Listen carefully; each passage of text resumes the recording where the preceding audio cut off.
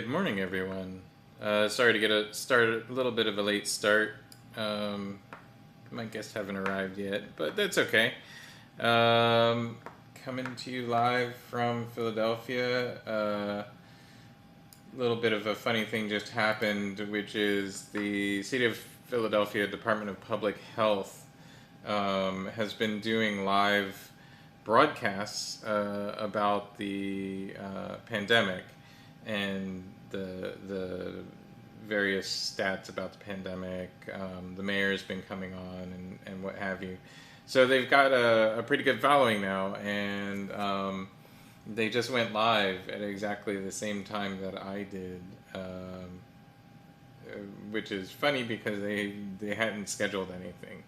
Um, and they've recently changed their schedule so that they are not going live on the same schedule that they had been going live on.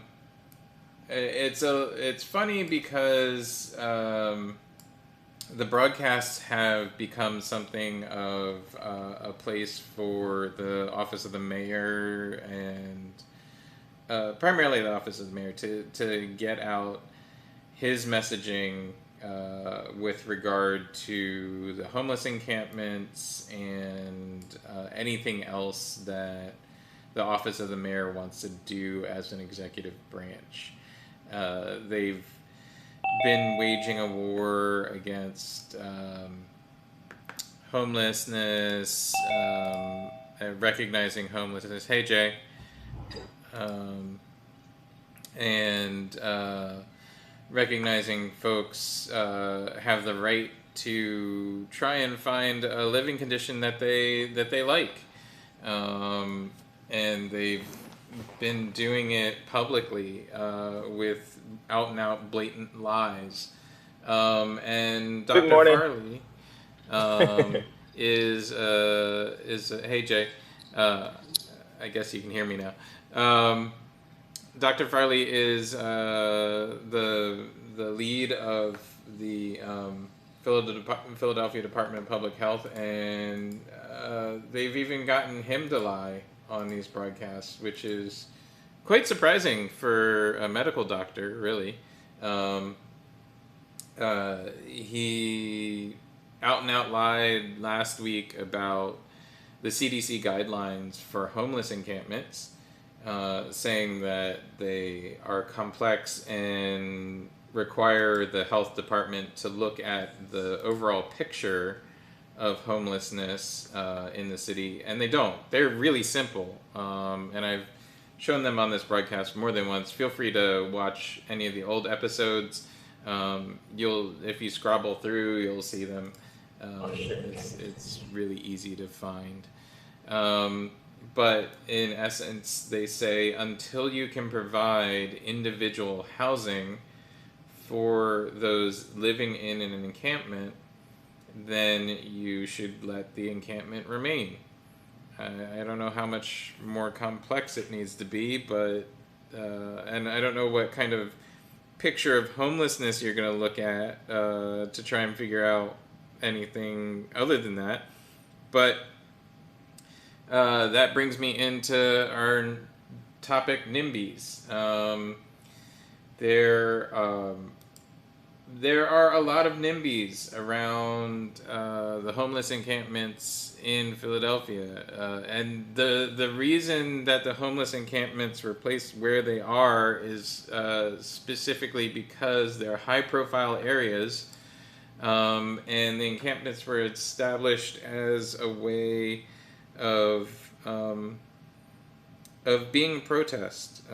They're not just places that the homeless are calling a home. They're also a place of protest. So, you know, that's what's going on with that, and I personally think that they should be allowed to continue to live in the encampments until the city can find a way to allow them to get housing. So That's where we're at with that, I guess. um, so what's up in your world, Jay? Everything's cool. I'm away to Virginia as usual. Finally got my hair locked, so I don't look like Frederick Douglass anymore. Uh, so far, a good week. I'm looking forward to interviewing you when you're not busy, which is a difficult thing for you not to be. So I may have to just meet you when you're busy doing something and just interview you there, which is I don't have a problem with that. I have a car now. I love my car. But hey, I'm good, man. I gotta go down to Virginia this weekend for and without a truck. I'm having a photo shoot down there with some friends, so that should be fun. But life is good. The evil overlord is still in power, but we'll get through this. So, yeah, dumbass came to Philadelphia the other day. I did see the sign that says Serpentor was in town. Yeah, that's what it reminds me of from the G.I. Joe. It reminds me of Serpentor, just a really loud idiot. Yeah, and then he decided to come to town and use the Constitution Center. A lot of people were surprised at his choice of venue. And I said this on Twitter in response to somebody that was surprised. But yeah, the Constitution Center has always been in the pocket of the GOP. I work as a... Please go. Sorry, James. No worries. I get it. You're trying to slow down a couple of tons of vehicle is a lot harder than trying to slow down a little four-wheeler. Person that was merging in the lane is in a Porsche. Why are you doing 3 in a merging lane? You're in a Porsche. Really? Why are you doing 3? I bought it because it was pretty. I know. So yeah, but they were surprised. I work in production, outside of producing this show, and about 4 years ago, you remember when they were selling those gold coins on TV? Mm-hmm. Yeah. I did a show. I did a lighting gig at the Constitution Center because they let the company selling those gold coins use it to record an ad. So yeah, we were all. I lit up all the little statues of the founding fathers, and we were in the signing room, and so they were using like these panning shots of the founding fathers with some nice shots of gold coins on black velvet and stuff like that. Yeah. Old white guys and money. Sounds good. Sounds like a party.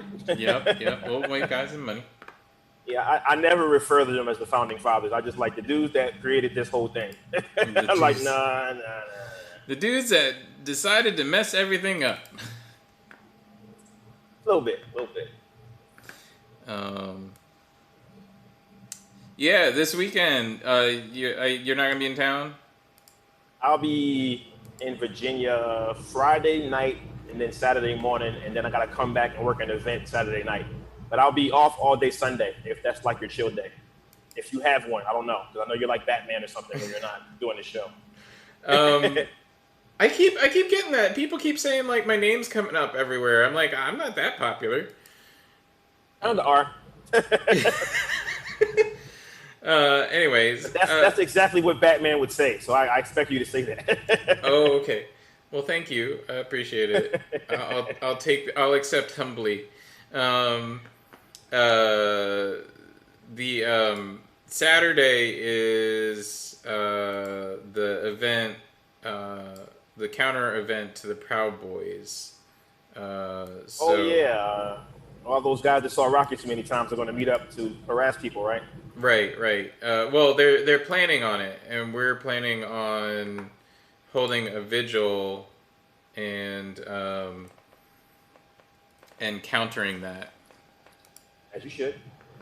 So Saturday, 1 p.m., Clark Park will be doing a vigil and celebration of life of all of those who were killed in the violence in violence in the violence of North America. Really, we're reaching all the way back. That the Proud Boys, who I'm assuming are primarily Italian, are doing this kind of crap. When Italians and African Americans went through similar shit, excuse my language, coming up in this country trying to make a name for themselves. It's like that's always interesting. I watched a lot of mob movies and a lot of like Once Upon a Time in America about Italian history. Like y'all went through a lot of crap that we went through, and then we get into 2020 and like solely against people of color, Italians of course, but a group of them standing up to just be treated as human. That's like it's like being racist, but you learn martial arts in Japan. Like, wait a minute, what? I don't know. Just thought that was interesting. That wow, okay. Yeah, I don't quite get it either sometimes, and I don't know I don't know how to explain it any better than that either. There's just it just doesn't make any sense sometimes. Doesn't. Yeah. Well, you know, prejudice and racism never does make sense because it's just pretty much stupid. I mean, I talked to my dad a lot about this when I was growing up, and sorry, I'm also playing around with the settings here on my side right for the broadcast, but you're looking at video of the squirrel tracking his whereabouts.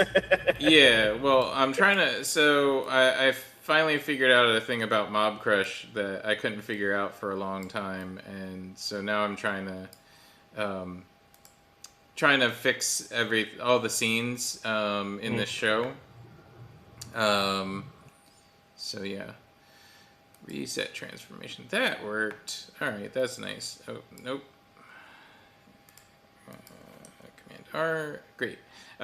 So yeah, so I'm trying to reset all the settings in the show because I figured out scene nesting finally, so I don't have to lose the nice crops on. So I have the one view of us. Cropped nicely on one screen on one scene, and then I have the other view cropped nicely on another scene, and then you can make new. I have a couple of scenes that were supposed to have insets, you know. So right now I have you in a box right here, and so to do that, I was previously just pulling in the same sources. But now I'm pulling it in as a scene, so it works a little bit nicer. You sound like me learning After Effects in Premiere very slowly, but like, oh, that's what that does. Pretty much exactly what I'm doing. Yep. So yeah, now I can transition between who's bigger and who's smaller, and then I have an inset box with. I'm on this side of you, on the other side of you because of how you framed yourself up in your camera. But it works. Awesome. Anyway, yeah. I'm glad I can talk to you about all the dumb stuff that most people don't care about. I do, because I've come a long way with my video production, which is still in its infant stage, but I can do an interview now. I know how to do that stuff and transitions and little stuff. I'm not exactly Spike Lee or Scorsese yet, but I'm getting there. Right? So hyped that I bought this whole package for how to color grade. Like, I know how to change the color now. My homie's like, okay. Because he doesn't do video. He doesn't care. He's like, okay. Want a cookie? Yep. Yes, I would. Yeah, I get that. I get that kind of thing all the time. Like, oh, all right. Well, I'm sorry. I care. Well, you can always text me when you make progress. I can relate because it's a process. So yeah, have a new respect for filmmakers because it's not easy. Well, so I was, I've been doing indie filmmaking for a long time, and what I've realized is that doing live stuff for me anyway is actually easier, because once you're done with it, it's done. It's not like it's not all the it's not something that you gotta to go back and fiddle with. It's done. Right. Anyway, working for clients is always harder. Well, even when the client is yourself, because like if I go and do a project that's recorded, and then I sit there and try and make it perfect with with live recording, at least you can make mistakes and people don't mind so much. It's kind of expected. There's a level of acceptability to mistakes in live production. Ooh, my render time is awful right now, though. Let me see if I can close some things. Yeah, I just stepped up to a MacBook Pro for the first time ever, and what a difference. It's like, ooh, i9, awesome. Yeah, I'm planning on getting a new MacBook Pro sometime this week. Anyway, sorry if we lost any viewers in Techland there. Sorry. Figuring out all this stuff is important, though, because there's always been a level of separation between being able to publish things and those that want to broadcast things and those that want to say things. And I think that's one of the best parts of modern life is that there's so much less separation between that now. Yeah. There's so much less gatekeeping. Even if I got taken down on YouTube or Facebook, I'm still live on Mob Crush. If I got taken down on there, I can still be live on Periscope. I can still be live on Twitch. There's no stopping the signal, as many sci-fi characters have said. At least you're in honest production. Like what you're saying is actually how you feel. It's not being ran through filters before it goes on air. There's no 6 to 8 second delay, which I think is total crap in a newscast, but whatever. There's a couple second delay, but it's not intentional. It's just because of limitations of technology. Speaking of mistakes and mistakes that can happen during a live production, you and I have to take something back and apologize. About what?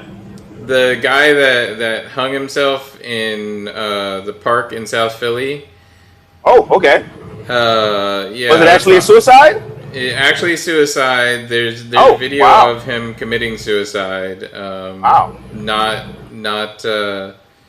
Not being forced by anyone to commit suicide or anything like that. My apologies, because I didn't really know about it, and I didn't do, I guess, my due diligence about it. I was just, thought it was one of those stories where someone allegedly hangs themselves and removes their organs and rolls themselves up in the mat,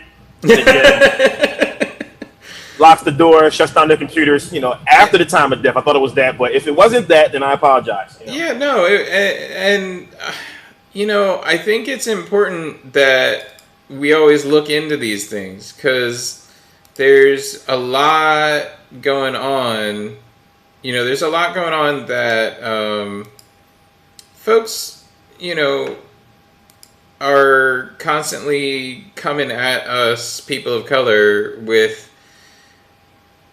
saying that something is a certain way. This is fact. This is what really happened. And we look at it and we go, no, that's not what really happened. And it's not, And what's baffling is that they wonder why we don't believe. Why don't you believe the newscast? Why don't you believe police officers? Like, are you serious, dude? Right? Yeah. I said, because we have brains and phones that we can dig into stuff and find out that they're lying, and it usually comes out later that they're lying. Sometimes 20 or 30 years, but it comes out eventually. Like, oh yeah, that was us with the whole crack thing in the 80s. That was us. My bad. But we were asking about it when it was going on. Like, aren't you the ones flying and floating that stuff in here? No. No, Look at my wife. totally not. My wife has the just say no thing. Why would she have the just say no thing? And I'm doing the drugs. That doesn't make any sense. No, hiring an actor to be president doesn't make any sense. But I digress. Whatever. Yeah, nope. Hiring an actor to be president doesn't make any sense. And this is, come to think of it, this is our second actor president. Yes, it is. It is. Why did we do that to ourselves? Oh, it wasn't we. I don't like when people throw we around. Like, oh, we've done so much damage to the planet. Wait a second. I didn't do that. You did that. All the whales that got caught in the nets when they were fishing for tuna. We have to stop doing this. Wait a minute. I didn't do that. You did that. Stop throwing we out. No. Yeah. I'm not going to be an American when it's convenient. Damn it. No. Yeah. I did not elect this bowl of Jello. You did. Yeah. There's also but there's the other side of it too. Like, I want us to take care of homelessness. Yes, definitely. I want us to, make sure that all of the citizens of the country are provided for and taken care of. Right. And I want to help you out with that. I want to start doing more than just giving somebody $1. Yeah. It's hard sometimes. Like, sometimes I don't have $1. Right. The other thing I was playing with. I didn't get any COVID cash, so I definitely sometimes don't have $1. I didn't get any of that COVID cash sitting at home. Yep. Where is everybody? It's such a lonely podcast today. Yeah, it is. I mean, that's okay. It happens. I wonder why captions are off. So I'm also playing with the OBS can build in captions to send for accessibility reasons, and I'm trying to play with that, but that's not working right now. I don't know why. Okay. Yeah, I mean, so yeah, there's and when you get into things like I versus we, some of the problems become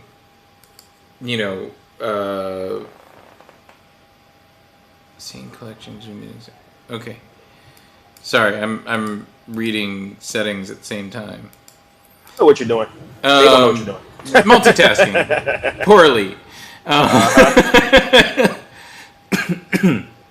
I'm fluent in setting speak. Yeah. But yes, so I don't even know where to table it. All right, well, I'll futz with that later, I guess. Oops. So around the encampments, you have a lot of NIMBYs. What is a NIMBY? Not in my backyard. So these okay. These are folks like. Learn something every time you talk to James. Go ahead. These are folks like, oh yeah, I want all the power that a nuclear power plant can give me. You don't want to hear, right? But I just don't want it in my backyard where I could possibly, have it affect my life. I want homeless people to be comfortable and live a good life, but I don't want to see them. That kind of thing. I want black people to get ahead, but not in my neighborhood. not at my business. Not if it affects I throw that me. one in there because I've heard that one quite a few times. Like, oh, okay. Yeah, I love black people. I'm not racist, but I've had 11 of them in my house. Like, why are you counting the number of black people that have come to your house your entire life? You are like super racist, dude. Did you hear about this guy in South Philly that runs a roofing company that like went on a racist tirade to Not giving me a lot to go on there, but go ahead. Well, so he owns a roofing company, and he has his name and number plastered all of his trucks. And so, if you're going to be just a public service announcement, if you're going to be racist, don't plaster your name and number all over the side of your truck that you drive to work. Because I mean, you know, had this but in his defense, it's a free country. You have the right to be as galactically stupid as you possibly want to be. That's what their forefathers fought for. So he has the right to be that dumb. He does. I don't recommend being that dumb in West Philly or North Philly on the street. I don't recommend it, but you can do it. Well, he was that dumb in South Philly. Yeah. And he decided he wanted to make a big deal over a parking spot. In South Philly? Yeah. Where they park in the middle of the street? Yeah. Okay. I just want to make sure we're up to speed. Continue. Yeah, no, we're up to speed. So he he's a roofer. He had a job in South Philly. He wanted to, get right near his job. And there was an open parking spot, and this woman that also lives on the street who has an injury wanted to park near her house. She's a professor. And it's going to go bad. Continue. Huh? I said, this is going to go bad for him. Continue. So she's a professor at a well-known school. And y'all can look this up, I'm sure. You can look the incident up. And pull the video up and hear him fully out himself as racist. But thank you, sir. We appreciate it. Thanks for letting us know. Yeah, no, it's always good when you know who to avoid. Yeah. But he decided that the parking spot was his, so when she pulled on the block, the spot was empty, so she pulled into it. It was right near her house. She got out of her car. It was his. Right. He wasn't in the spot. Right.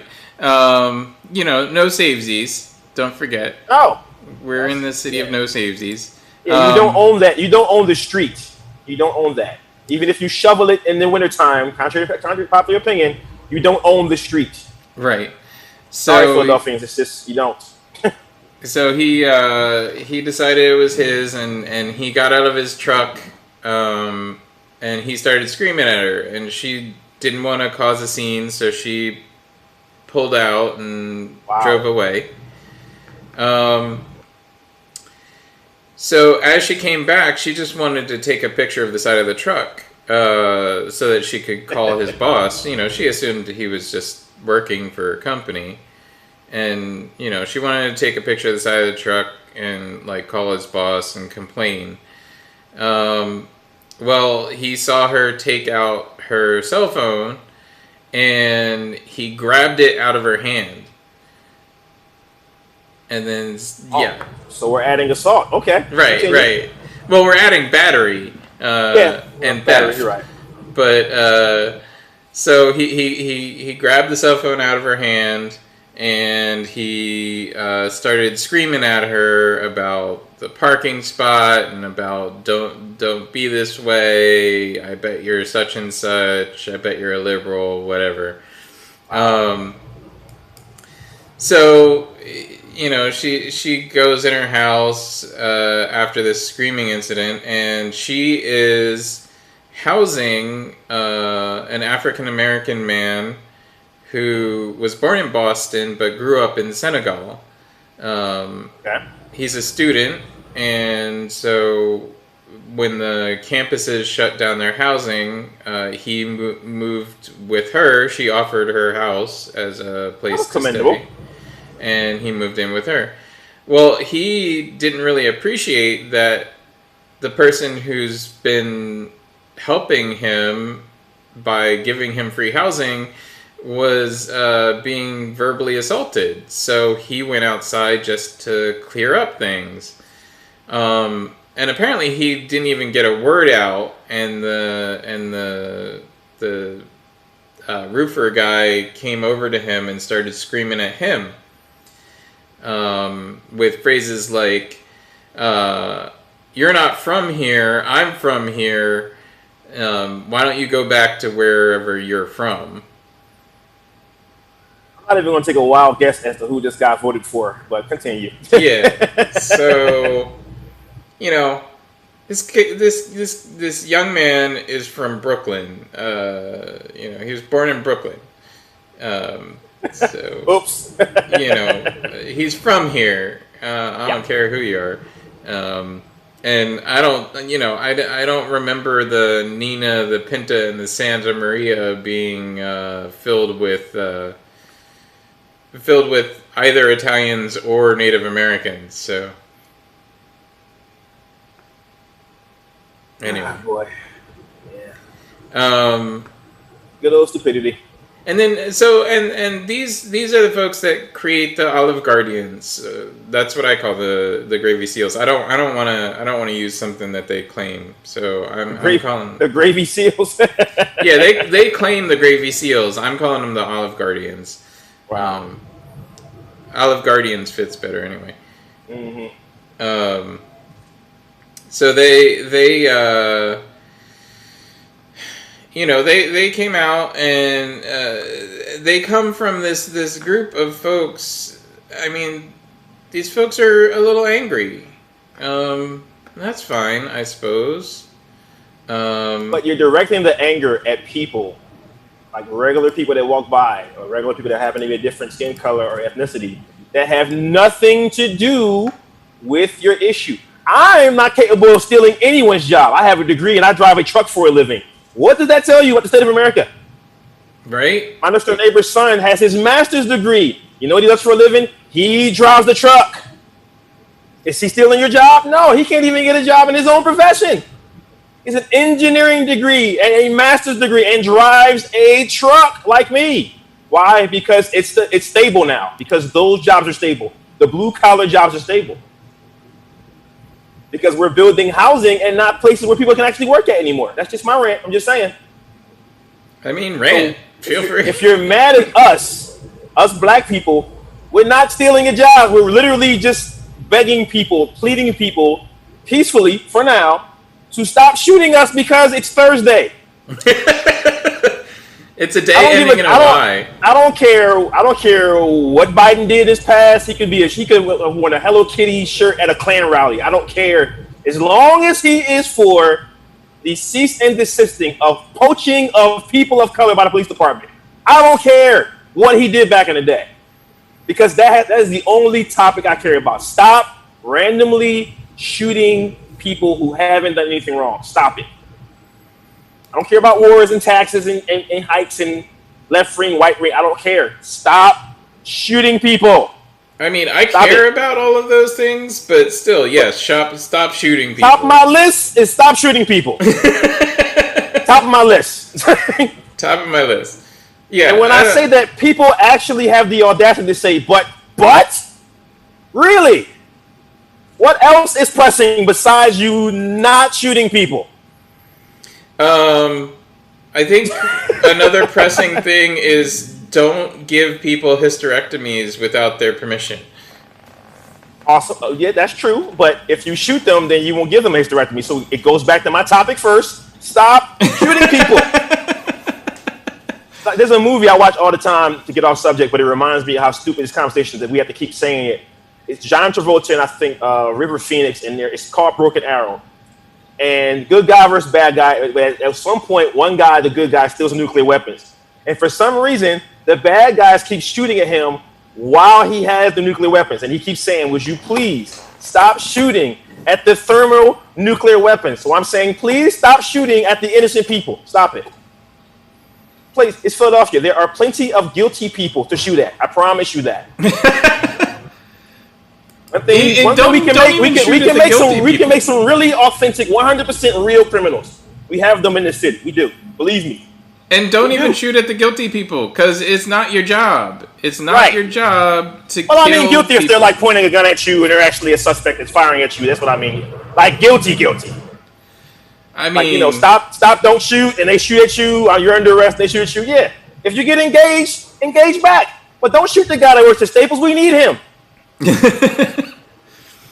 I mean, so as far as gun control, my argument has always been the first step in gun control would be the only type of gun control I'm for is universal gun control. So if you want there to be no guns for any citizen of the U.S., great. Mm-hmm. I agree with you. Mm-hmm. All you have to do is take away all the guns from the police and put all the military guns only on bases.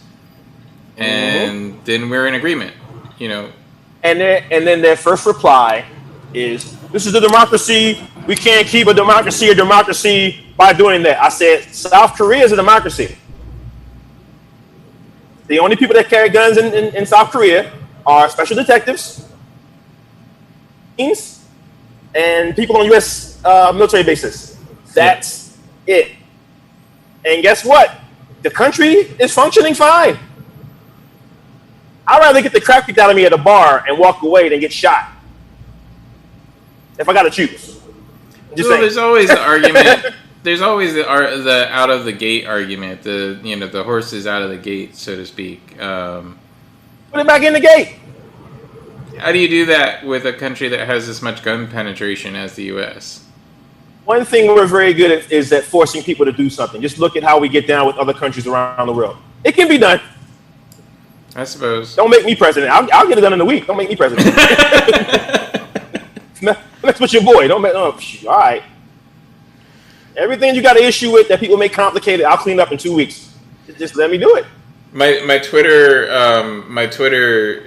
for those of you who don't watch me on Twitter or Periscope or haven't subscribed, you can change or who don't use the Twitter very much.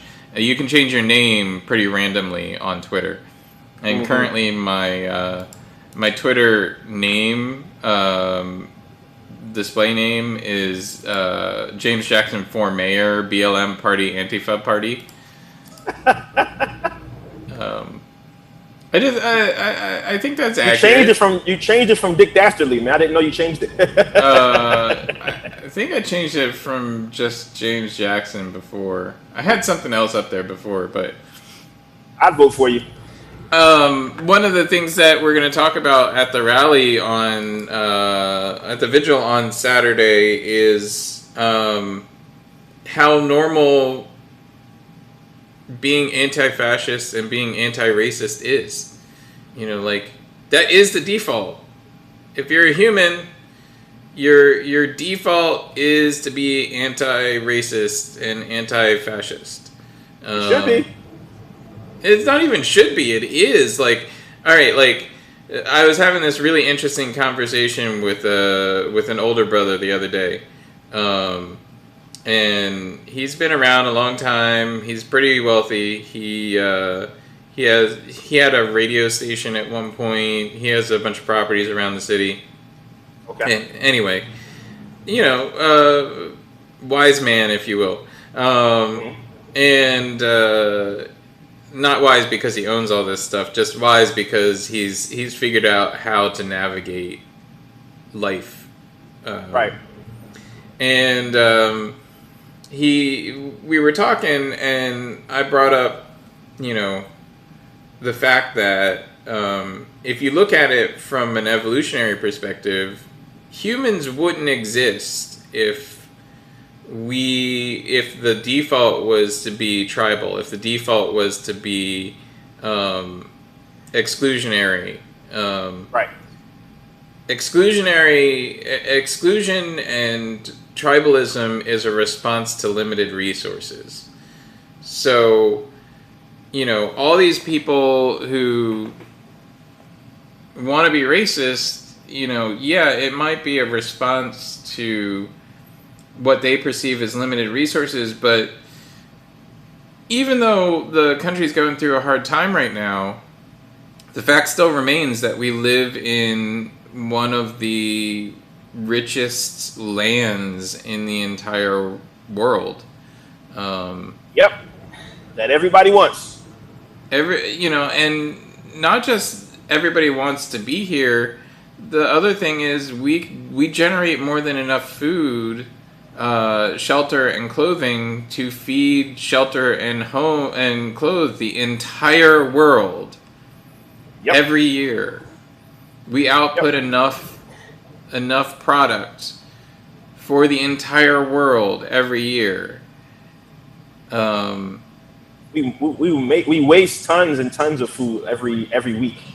Every day, Yeah, every day. Yeah, you're right. I used to work in restaurants all through college. That was like my bread and butter, restaurants and being a prep cook. And the stuff that we would throw away before some of us suggested we donated it was crazy. Absolutely crazy. Yeah, like, there was nothing wrong with this food, but because we got to make room for the new food that's coming in, we would just toss it in dumpsters. I'm like, why don't we just give it to somebody? We have to go through paperwork. Okay, get the paperwork. Let's do that. Yeah, let's do the paperwork. Right, like if that's this, and it was like one piece of paper, one thing. He had authorizers from the regional manager. Once he signed, he said, "Okay, you can go. You can donate to anybody you want to." That's all it took. One piece of paper. Wow. Yeah, I don't know how to help people sometimes. Like I've been trying to help an acquaintance set up a food. The food boxes. Yeah. Well, all the grants that were written at the beginning of the pandemic ran out a couple weeks ago. Mm-hmm. Right. Those food boxes, basically, they usually get paid for via grants. Somebody gives a bunch of money to a farm to assemble these food boxes, to buy the actual boxes, and to pay somebody to pack the boxes. And then the farm usually delivers it to a place in a city, and the place in the city then redistributes it wherever. Well, there's a few steps along the way.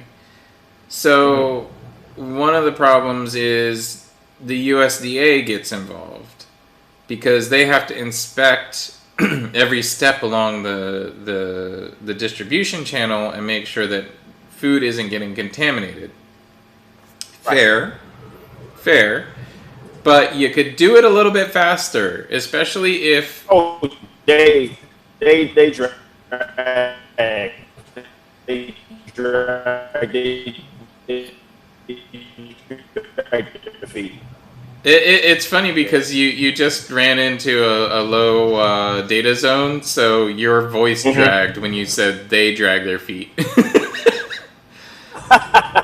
Yeah, I'm in where am I? Culpeper, Virginia, and it's like farmland. Yeah, but it's like this very, very low signal area, so I'm gonna go in and out until I get there. Yeah, that's all right. There's a huge cell tower like right there, but it still drags.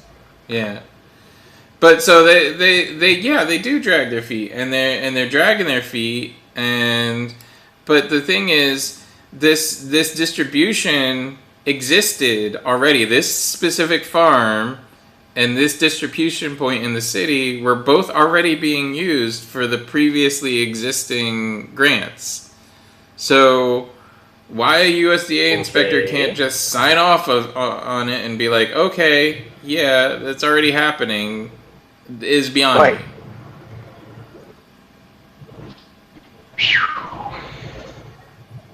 But yeah, wasted food, wasted opportunity. What we don't live in scarcity. We live in a scarcity of distribution. Yes, that's true. We rely on people like Jay to drive trucks around with stuff in them because animal feed, chicken, goat, horse, pig, everything. Yeah, but we rely on trucks. So on a farm, and nothing against trucks. It's just that, or truck drivers. It's just that it's not super efficient to hook up a big box to the back of a motor. You could hook up 100 boxes to the back of a motor. I agree. It's called a train. I agree. Sometimes I travel 400 miles to just bring 4 pallets of food to a store. I'm like, really?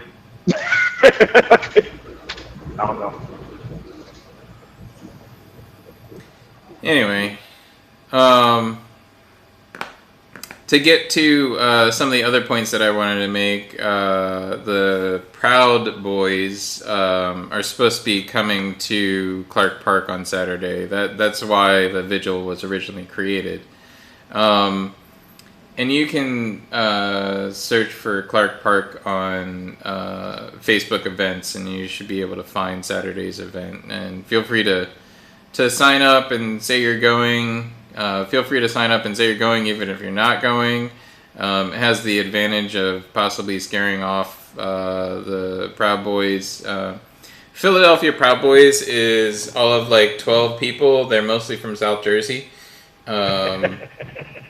And they have tie-ins with ThreePers and a bunch of the NIMBY groups in Philly. So, you know, it's unlikely. There's a demonstration by the Olive Guardians down at the Columbus statue at 11 on Saturday. And our vigil is at 1.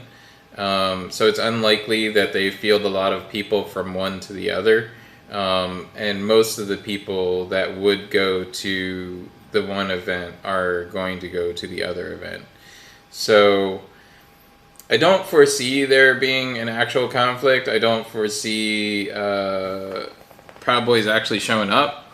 But I think it's important that we do demonstrate that there's no hate, no room for hate in the city of brotherly love. And, you know, I a lot of times, you know, I get this a lot of times, when, and I know it's a false argument, and I know people are just trying to rile me up, but I get a lot of times from right-wingers who are trying to rile me up, you know, oh, there goes the tolerant left, you know, not tolerating a different point of view. And it's not about whether anybody tolerates any different point of view. It's what it's about is that you cannot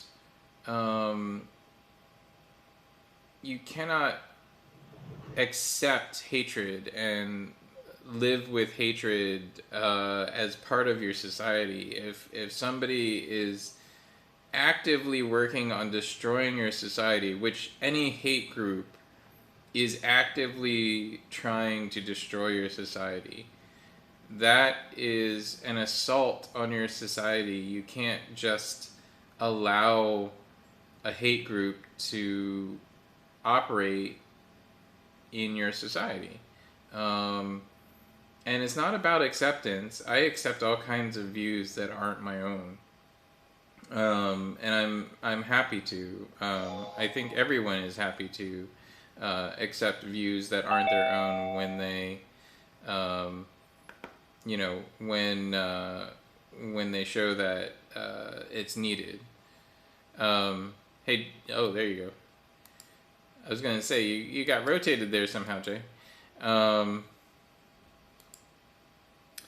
But yeah, accepting people's views is okay. Accepting assaults on society is not.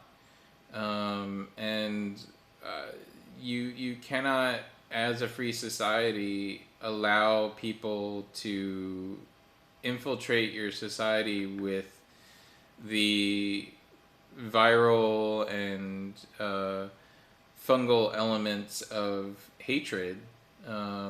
You have to accept difference, accept that all of us are human, accept that we all want the same things and have the right to the same things.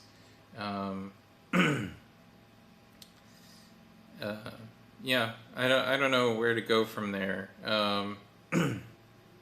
I know it's kind of like preaching to the choir.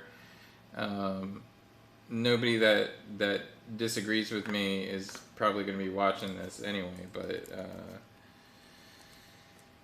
in case you are, I don't hate you. I hate your idiocy, I guess. But you can't you can't be trying to disassemble society and still be part of it. Anyway, that's my long-winded rant for the day.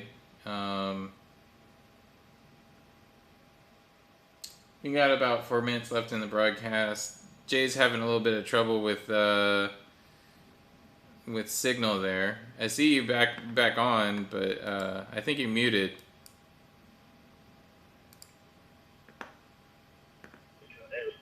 You hear me now? Yep.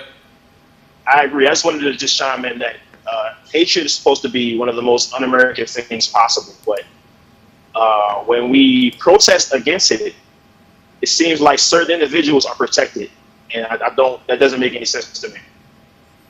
No, it doesn't make any sense. Yeah, we go overseas to defend people who are victims of injustice and hatred. At least that's what you tell me we're doing. But in our own neighborhoods, in our own backyards, when we blatantly, symbolically, and physically, they get defended or it gets downplayed, and that doesn't make sense. Maybe someone can explain to me. I went to public school. I don't know. Yeah, I don't think anybody can explain it. At least I've never met anybody who can explain it. But I hope everybody has a good rest of the week. I'm still working with Philadelphia Unemployment Project, helping folks out with mortgage PMAP applications. So I'd like to just get the word out about that. Take a look at Philadelphia Unemployment Project. That's philaup.org, philaup.org. You can see that we help folks with their unemployment. We help folks with rental assistance and mortgage assistance. And take a look, around your area. There's assistance out there for small businesses, individuals, people experiencing housing crisis, that kind of thing. And I hope everybody has a good week. I hope to see folks on Saturday. We'll celebrate the lives of a few people, and we'll see if we can't show how normal being anti-fascist and anti-racist is. I guess I'll end the broadcast a little early, just because I've run out of stuff to talk about. I wanted to show everybody the flyers, but it's not worth it. It's not worth it. Not that it's not worth showing everybody the flyer. I'll pull up the flyer on the screen here, but maybe that with all the settings, that'll take me that long anyway. But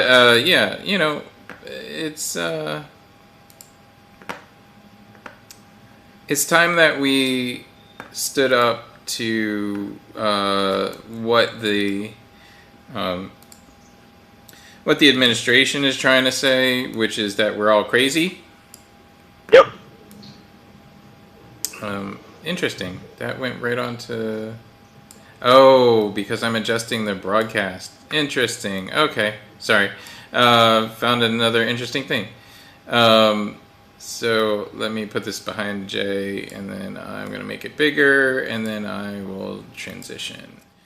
So yeah, this is the flyer for Saturday's event.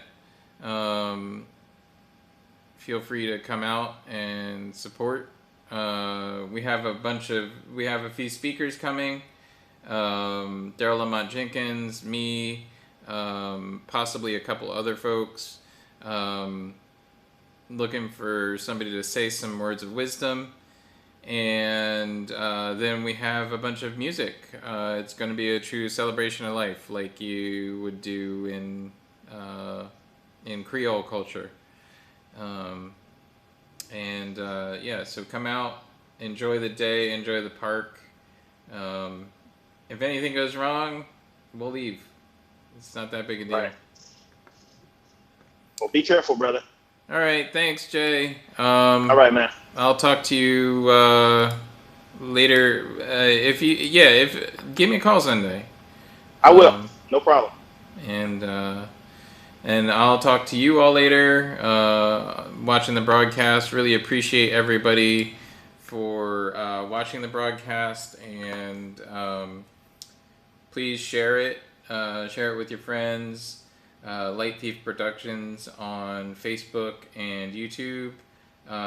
Raven Eyes on Mob Crush. Light Thief Prod on Periscope. Raven Eyes 77 on Twitter and Twitch, and I think that's all of them. Yep. If I'm forgetting one, oh well. Going out live every Wednesday morning as a regular broadcast. We also do live broadcasts of events in the city of Philadelphia, and if you need an event covered, or if there's an action happening, a protest action happening, and there should be coverage of it and you can't find good coverage of it, feel free to get in touch and let us know. Also, feel free to support Light Thief Productions on Patreon, and we have donation levels as low as $1 per month. Just get in there, give us $1. I don't know. Support independent media. Independent media is important. The last frontier. It's the last frontier. And again, thank you everyone for watching, and hope to see you all again next week.